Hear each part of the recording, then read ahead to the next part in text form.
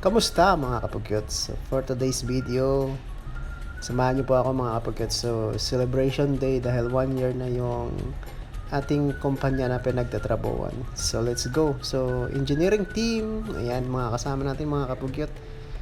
So, pupunta na tayo dun sa entrance. Pagpasok mo, ito yung bubungad sa'yo. So, Grand Hyatt Kuwait 1 year anniversary.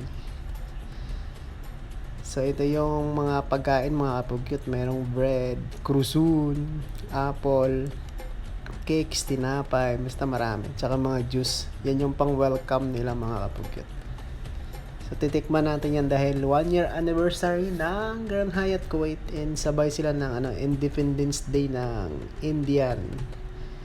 So, happy Independence Day sa mga Indian colleagues natin dyan. Shout out sa inyo.